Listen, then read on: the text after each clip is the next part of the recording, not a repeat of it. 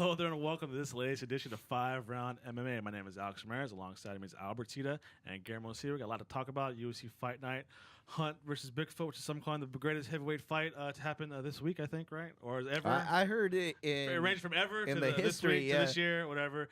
We also got UFC on Fox 9, Johnson versus Benevidez. I think Bigfoot versus Hunt was obviously the draw nobody expected. What I want to know, Guillermo, is before we talk about the MMA draw, is the draw and heard around the world, the drawing for the World Cup. And please tell me, you are our in-house resident soccer expert. You played collegiate soccer. You also contribute your writing skills to... He's also a state champion in Valley College. Valley College, you write soccer articles. So I want to ask you, is the World Cup draw for the United States as bad as everyone's saying it is? It's tough. It's a tough draw. They have, whatchamacallit? Portugal. They have Ghana, Portugal. Germany. They don't have Brazil. Germany. Germany. It's in Brazil. Yeah, it's in Brazil against Germany. But they have a tough... All the teams are pretty much ranked. Ghana is the highest ranked African nation. They've lost to Ghana the last two World Cups. So even though I think Ghana's overrated, I just think people just make Ghana out to be like, oh, they beat the U.S. the last couple World Cups. But I think Ghana's older now. USA's younger. USA's hungrier. USA's playing good. So I think we can upset Portugal. We lose to Germany and we advance. Yeah. So not panic mode, right? No, not panic mode. I'd be more panic if I was a Mexico fan. I don't think they can get by Croatia and Brazil. I'll leave the challenge for you. So let's go back to the world of MMA. This past Friday, UFC Fight Night, Hunt versus Bigfoot in Australia.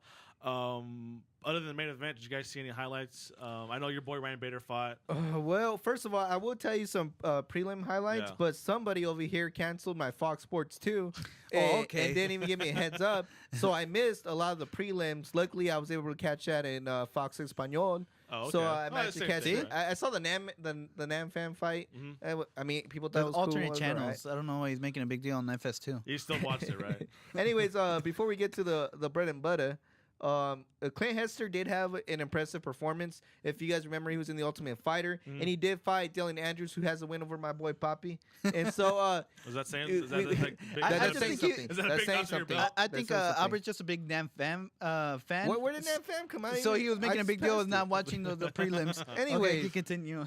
Anyways, both guys are known for their power. Clint Hester was looking really good before Dylan dislocated his shoulder. Oh yeah, that was nasty. And it was pretty sick when they show it. But he lost via the because he didn't come out. Doctor stoppage. Doctor stoppage. Yeah. Not to come. But Clint Hester looked pretty good, and I think there's a lot of potential in Clint Hester. I'm gonna put it on the UFC, right? I want you to put Lolly Charlie. You got the list open. I want to put them for people to see in 2014. Right. We'll do that like our January 1st. Our Clint Hester, and then real quick, the Hulk smashed. Hulk smash. Pat Barry should have known better than getting Bruce Banner angry because he took him down and he bashed his face in. Yeah. So Pelosi. Yeah. I just call him the Hawk because I want to disrespect him. Yeah, that is pretty quick. He took him. That was ground and pound. He literally knocked out Pat Barry when just to punch the face. Pat Barry looked pretty I was looking at Hulk's record. It's pretty impressive. His last loss is actually to Daniel Cormier. Yeah. So I mean, like he has an impressive resume, and he has a long winning streak going on. And what did I say? 3 or more. He's on a tear. Yeah. So he's on a tear, and I just want to see him going up against the top 10 now. I think like we talked about last week about like records and like I think both of you guys said Pat Barry. I think you said Pat Barry is a step up in competition for him. Yeah. I didn't really look that way. But maybe it's a good thing for the Hulk, just because he destroyed Pat Barry like very quickly. Yeah. So now maybe he could get. I hope so. I think what makes sense to me is to see the Overeem versus he faces the winner out of Overeem and Frank Mir. Yeah. Because then it's another name opponent, but not as high as I see it more like Roy Nelson versus the Hulk or something like that. Yeah. Well, something a little bit lower. Yeah. Well, you said the Hulk was Aussie. The crowd was clear behind him. It was. And Aussie. Yeah. So yeah, that's what he said after the crowd. At the end. He didn't even give an interview, just Aussie, oi. So and obviously Mark Hunt, New Zealand native, right next to Australia, had the crowd behind him the whole time. When I was watching the fight, Hunt versus Bigfoot, I wonder how much energy the crowd gave Mark Hunt, because everything he did, the crowd went wild. So I want to ask you guys, especially this past week, home field advantage was all around the sports world, especially with Seattle going beating down New Orleans at home. Yeah, they make the big difference between what's it's like playing. And so, is there home field advantage in mixed martial arts? Is there such a 12th man in MMA? Can there be that? I think so. I mean, just because of, like, my soccer background, it's when you play at home, you feel comfortable. This is where you practice. This is where you're usually spending most of your time. And then usually it's a little adrenaline that you get because everybody's cheering you on. And then something that might be impossible on a regular basis actually is possible. And it's like, okay, well, now I'm going up to that next level and I'm performing at that next level. Yeah. What about you? Well, I don't think there is one. In the example I want to bring up is Wanderlei Silva. Even though he's not from Japan technically was his hometown, and he went in there. I don't know if it was the atmosphere, but that guy, his chin grew at least 2 more sizes. That's true, yeah. And that guy, he became the old Wanderlei Silva. Like, I saw the transformation as soon as they stepped foot in that octagon. And I think that I think he wouldn't have a performance like that if he wasn't in Japan. I don't think he wouldn't be as risky if he wasn't in Japan. I mean, I think he really wanted it, you know? It gave him the extra And I think the same thing, too, with Mark Hunt. Because, I mean, I got to compare to Dragon Ball Z. Right? Go for it. He turned Super Saiyan. He unleashed it. And then, like, just when he was out, it almost like the Australian people were like, no, dude, do the spirit ball, bro. Do the spirit ball. And so Mark Hunt starts putting his hand up and starts collecting the spirit from all the fans. And then he lets it unleash in the 5th round and with 2 minutes left. So, I think it does play a big role. Unless your name is Anthony Porash, then it doesn't mean anything. In case you guys didn't see, Ryan Bader threw him like a rag doll. But go back to the main event, Hunt versus Bigfoot. Were you did you agree with the draw decision? I didn't agree with it. I saw Mark Hunt clearly winning. Yeah. To tell you the truth, the only round I really gave Bigfoot was, I think, the second or maybe the first. But other than that, did you not see towards the end, like the 3rd and 4th round? Yeah, it was. Well, I was saying Albert before, like, I was kind of surprised when this fight first started, like, actually how kind of technical it was. Yeah, it was very technical. Bigfoot was working the legs. Mark Hunt was trying to close the distance. It was like pretty technical fight. Not towards the later rounds. I think when they both kind of got tired, they just started swinging for the fences, especially Mark Hunt. And Mark Hunt had a couple good sprawls, a couple of takedown attempts. So it was really surprising. Like, I think it went 5 rounds. It was technical. We were talking about earlier, and I think he hit the nail head on. The nail on the coffin? In the coffin, too. When he said... Nail on the head. Nail on the head? Yeah. Nail on the head. When he said that... It's like the final nail on the coffin. Okay. If anyone saw that fight, Mark Hunt is the winner until the ref stopped it to check on Bigfoot's cut. And it kind of changed the momentum because then Mark Hunt kind of let off of him. But I think Mark Hunt had the match in the bag until that breaking point, and then he kind of coasted instead of keep pushing it forward like he was previously. Yeah. I don't disagree with the decision, but I mean, like, it kind of leaves the heavyweight division kind of in a stance. Yeah. Right? I'll give it this: the fans deserved a draw. Yeah.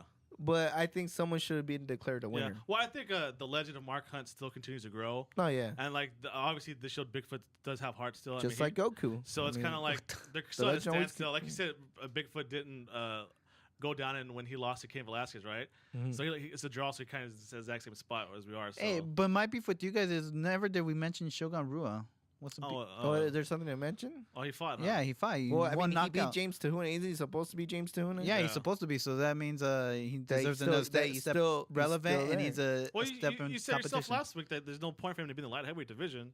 Well, there's not. Now there's talk of him going down. Yeah, like if he were to be like, oh, I'm going down to 185, I think it'll mean like a lot that he goes to 185. If he stays at 205, I don't even see who do you even give. Well, John Bon Jones is towards the end. But is towards the end of his career. Yeah, he still has a chance. I'm on your side. Give him Ryan Bader. What does that do to anything? I mean, just does that bring Ryan Bader more down? Does that put him up on the ladder? Leave Ryan Bader alone. No, but I think John Bon Jones is towards the end of his career. He's going to leave the light heavyweight. You think Shogun's going to take over, really? No, but he's had an opportunity. I don't. But there have been talks since his win over James Tahuna that he might drop down to 185. I really hope he does. It also goes back to our conversation last week. Like, does he really want to put in the work?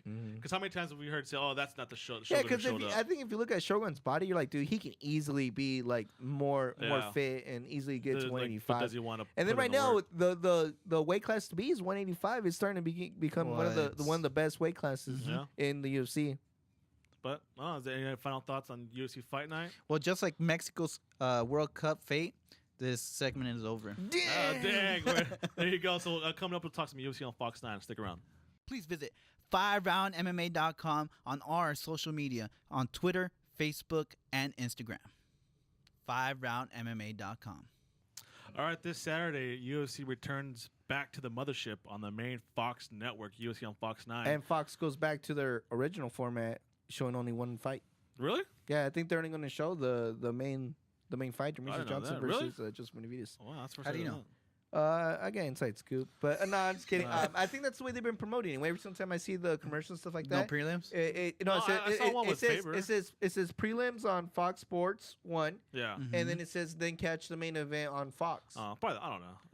They might show the main event, but I think it's just gonna be the main event, just like they did with King Velasquez. I would say don't quote Albert on that. Don't ever quote me.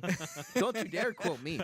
So UFC on Fox 9, Johnson versus Benevidez 2, the rematch. Another one of the lighter divisions is being featured on free television again, but that's a bigger debate for a different time, I think. Right? I think so. Not fair. Yeah. So with the main card, I know the biggest news coming out of was Matt Brown had to pull out of his fight with Carlos Condit. I want to know, are you guys disappointed? I know, Albert, you must be, right? I'm very disappointed. Well, I'm very disappointed because Carlos Condit was going to put Matt Brown where he belongs, which is in the bottom of the weight class. I rarely disappointed because that's Carlos Condit, but you wanted to see Matt Brown.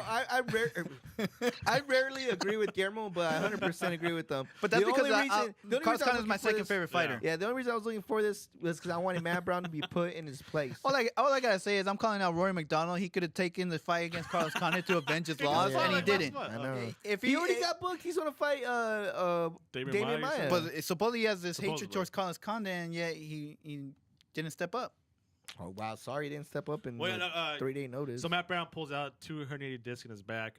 Carlos Condit was actually pulled from the card altogether. So who knows, his future in the wide open welterweight division now is kind of in flux. So yeah, because the stackness of this card was there. Well, it's just, I think they moved Joe Lozon to the main card. I think. Oh, he's a big Joe Lozon fan. Before we go on to the next subject, anything else you want to talk about? Any other highlights on the undercard? Well, the undercard, I do want to talk about a few people. Okay. One, again, the disappointment on the booking here. Why put the flyweights in the Facebook? I keep saying why we're trying to build up a division, not trying to keep a division here. True. There's a difference. Yeah, and Darren, I want to say whatever. That sounds right. He fought Joseph Benevidez previously. Joseph Benevidez did win by TKO or KO. But still, he's still a solid fighter, and he deserves to be a little bit higher. They put him on the Facebook fights, but I mean, you guys show these flyweights, man. Let them fly. Let them flyweights fly. Let them fly. Yeah, but besides that, is that an R. Kelly song? I believe I can fly. I believe I can fly. Yeah. We got Scott Jurgensen making his flyweight debut. They found an opponent for him. I know. John Dodson they finally found an opponent for him, so that's something to look out for. Who's he fighting?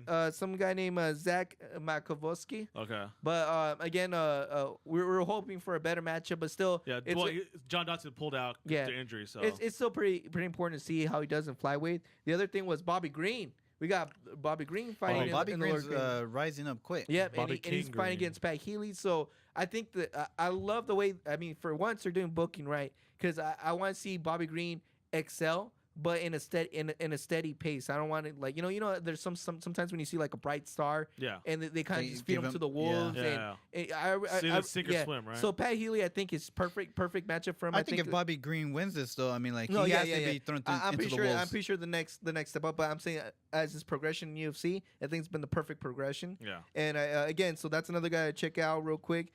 Danny Castillo is gonna fight Alpha Male, just to keep seeing the Alpha Male train going, and then that's pretty much it I want to talk about in the main one was. But Bobby Green is going to be in my list for people to watch out in 2014. Got that down, Charlie? I said 2 people today. Okay. I don't think he's keeping track. I think Oliver's ignoring you.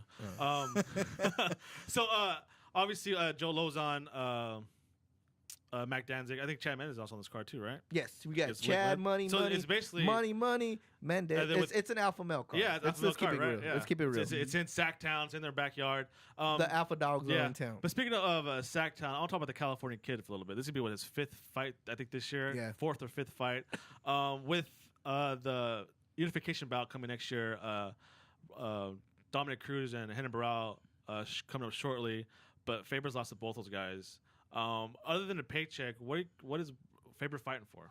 He's fighting for Dominic Cruz. That's what he's fighting for. I think he wants Dominic Cruz no matter what. Win or lose? Whether he has the belt or not. I think just getting to Dominic Cruz and beating him is his ultimate goal in this weight class at this moment. That's pretty cool. I think that is his ultimate goal, but when we say like, oh, what is he like? I mean, he keeps beating the number one contender guy. They're not giving him title shots. Yeah, but see, it's so weird because like, who else would you put if they can't beat Uriah Faber? We have to put Uriah Faber, right? Yeah, but the UFC did not promise him anything. This would be his 5th fight. If he wins 5 fights in 1 year, he has to be. I do like this match because you have up and coming Michael McDonald, and then you have the veteran Uriah Faber. If Michael McDonald can win this fight, it means everything to him, right? If Uriah Faber loses, I mean, that doesn't do too bad for his thing. But if he wins, it also doesn't do too much for his stock either. Yeah. So it's a weird situation for Uriah Faber. But like I told you, if no one can beat him, you have to keep throwing. But the thing about Michael McDonald is he's already fought for the belt. Yeah, he's lost to Henry Barao. Yeah, but let's say Dominic Cruz wins.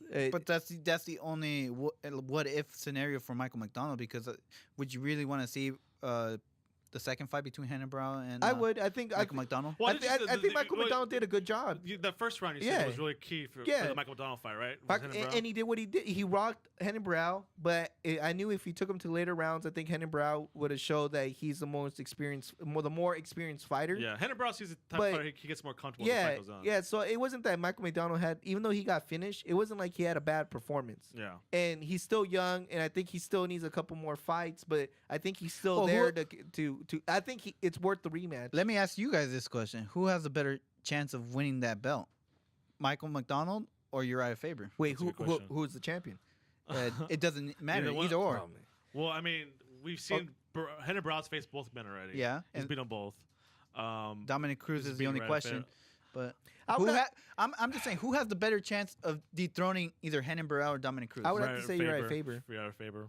I think just because he's good. He's still good. But it's he has no weak points. It's just that, well, like if you watch Dominic Cruz, technically, I thought he won the fight. Yeah. I thought he won it. The Henry Barao fight, I think he was caught unexpected. I think he didn't really know who Henry Barao was stepping in there. And I think he would approach that fight differently, a lot more differently. Yeah. I agree. Yeah. Well, we'll see. Hopefully, California kid comes out on top, making a cap off a great year. I think he would be fighter of the year, right? If he would win that. But I think he's a fighter of the year no matter what. I'm sick and tired of Chad Money not getting his crack. Being disrespected. He has one loss against the champion, and he held the cage when he was about to get. If he didn't hold the cage, I'm pretty sure. I'm 100% sure the fight would win a different way. Yeah. And I mean, Nick Lenz is a good competitor. But I think Chad Money's going to destroy this kid, and I just need Chad Money to get his paycheck and get a title shot. That's true. So let's move on to the main event. Benevidez versus Johnson. Mighty Mouse is going to defend his title again for the third or fourth time, I think. Yep. So I want to ask you guys this. I mean, he's fighting again on free television. This is every time he fights is on free television. Is Demetrius Johnson, Mighty Mouse, the most underrated UFC champion? Well, can you guys put in order for me?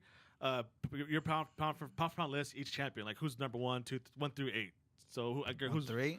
So it's Cain Velasquez, John Jones, Chris Weidman, George St. Pierre, Anthony Pettis, Jose Aldo. Either if you agree, Henry Barao or Dominic Cruz, and Demetrius Johnson. And if you want to count Ronda Rousey. Well, number 1, of course, Cain Velasquez. Okay, so who's number 2? Number 2 to me, it's John Bone Jones. 3. Number 3 would be like George St. Pierre. 4. Anthony Showtime Pettis. 5. You got Jose Aldo, Chris Weidman. Jose Aldo. I think Jose Aldo should be higher. Okay. But then, I like Henry Barao, and then I like Chris Weidman, and then, of course, Demetrius Johnson. So you have him down the bottom. What about you, Albert? It's funny because it's similar because I'll tell you right now, Demetrius Johnson's in the bottom. Cain Velasquez. Yeah. And then I got Cain Velasquez, Henry Barao, Jose Aldo, Anthony Showtime Pettis. He hates John Bones Jones. GSP, Chris Weidman, John Bones Jones. Paper champion, right? Yeah. I don't know how you can put a paper champion so high. So, I mean, explain to me so why? Is it because of the division? Is it because he's the smallest division? That's why he's on the bottom? I don't think weight class has nothing to do with it. He's 18-2, 18-2-1. But the reason I say that is because I really think Joseph Benevidez won their first fight. And so I can't give him credit. And when Joseph Benavidez, look, if you look at, let's say Joseph Benavidez won that. Let's say Joseph Benavidez beat him, right? Yeah. Look at Joseph Benavidez, what he has done after the fight and what Mighty Mouse has done. He's defended. Mighty Mouse he has gone the distance with the fighters, while Joseph Benavidez has been finishing. I think the other thing about it could be with lesser opponents. I just think with Demetrius Johnson is every fight has been close. Yeah, that's the thing. But that also shows his championship perseverance. And then he had to fight Ian McCall twice just to get into the championship. That's what I'm saying. And that's why you bring him down a little bit. And technically, Ian McCall beat him. Yeah. Because he hasn't like how do I say it? Dominate, like he's winning, but it's not a dominating. Like fashion, when Anthony Pettis won his belt, there's like no debate. Asked. There's no like when Cain Velasquez retained his last thing. There's like no question. Well, they didn't want to give Junior Dos Santos for the third time, but they still did. So what's the difference between like a Mighty Mouse and like a Benson Henderson? Who's more exciting to you guys' books? Exciting wise, they're both exciting. I can watch Benson Henderson all day. I can watch Demetrius Johnson all day. I just think if you're ranking them as dominating in their division, okay. Who's more dominating as a champion? Benson Henderson. Benson Henderson. But he just lost though. Well, yeah, recently and Mighty Mouse. But technically, Mighty Mouse lost twice a long time ago. Ian McCall beat him, and Joseph Benavidez. I'm telling you, he might lose this time. That's why I think he gets that position of being underrated, because technically I think he lost to Ian McCall, and technically I think he lost to Joseph Benavidez. So do you think maybe like having him as champion is hurting the flyweight division? Yeah. No, I don't think so. I think if Joseph Benavidez was a champion and was doing, if he was a champion when he was doing those finishes, there'll be more eye on the flyweights, because they're like, dude, these kids, not only are they 100 miles per hour, they finish fights. Okay. Yeah. Well, to me, Demetrius Johnson is the biggest sell in the flyweight division. He's the most marketable one, just because he has Xbox, and that proves everything. Even though I would say this, carries himself well in interviews, carries himself out. Yeah, I mean, to me, Demetrius Johnson is the best flyweight. If you're only as good as your wise. sponsorship, he's the second best champion they got. Who was the first one? It has to be John Paul Jones, because he has Gatorade, Nike, and then comes Xbox because Xbox and Demetrius Johnson. What about lugs? Where's that? See, that's lugs in the bottom. And sadly, Cain Velasquez goes nowadays? Cain Velasquez does Cain Velasquez was like dead in the bottom over there. Cain Velasquez has him in the GSP closet. at least has Nas energy drink. So. Well, he was sponsored by Under Armour for a little bit, wasn't he? Yeah, he was. Yeah. I think he's still sponsored by Under Armour. But see, even before we leave the sponsorship thing, even Johnny Hendricks, he's sponsored by Reebok. Even he beats Cain Velasquez. Maybe because Reebok is not that great. Reebok, come on, bro. Well, if you're gonna do it like that, of course, yeah. Reebok unless you want to throw in Metro PCS. Hey, Cain has that. That's what I'm saying. But doesn't Cain have Harley Davidson too? I think so. Yeah, he does have Harley Davidson. He's also in that Vegas commercial. You ever seen that one? Like, this is Las Vegas, where the guy's like dreaming about some stuff and he's choking him out. No, I haven't seen that commercial. Yeah. Well, speaking of sponsorships, I want to thank all our sponsors. Nice transition. Yeah, I want to thank Honey Badger Performance Energy Drinks. Go to drinkhoney-badger.com and grab a scoop. Go grab a scoop at drinkhoney-badger.com and get the most out of your workout. I want to thank the Madhouse Clothing Line, clothes for the fighter and fight fanatic. Go shop themadhouse.com and follow them on Twitter at the Madhouse MMA. And a big thank you to top-rated MMA makers of 100% American-made MMA apparel. And go shop that top-ratedmma.com and follow them on Twitter at top-rated-MMA. And also, while you're on Twitter, follow us on Twitter at FiveRoundMMA. We're also on Instagram and Facebook under the same name, FiveRoundMMA. That's FIVE, not the number 5. Spelled out 5. And also check out FiveRoundMMA.com for the first place where you can see our web show, see our pretty faces, and also our articles. But the first place to see articles is OvertimeDanSoden.com, where we talk sports. Overtime Dan Soden. And what else am I missing? Next week we'll do all this stuff again, right? All over again. All over again. Yeah, just make sure not to quote Albert. So. Oh yeah, don't quote about the whole anything. Hey, hopefully, and hopefully we have some guests finally lined up for you guys. So. Yeah, we'll see. If not, we'll just talk some more. Yeah, that's always good. I'd like to thank our executive producer, Guillermo Cita, our sound engineer, Steven Roswell with Roswell Records. He still has some spots left for Christmas. It's not too late. Get your jingle bell caroling on. Hit him up at Roswell Records. He has a website. The guy's awesome. He has a website? You're kidding, right? Hey, do I kid? And I'd like to thank our engineer over there, too, Ollie the Trolley. Thanks, everybody, for listening. Cream of the crop.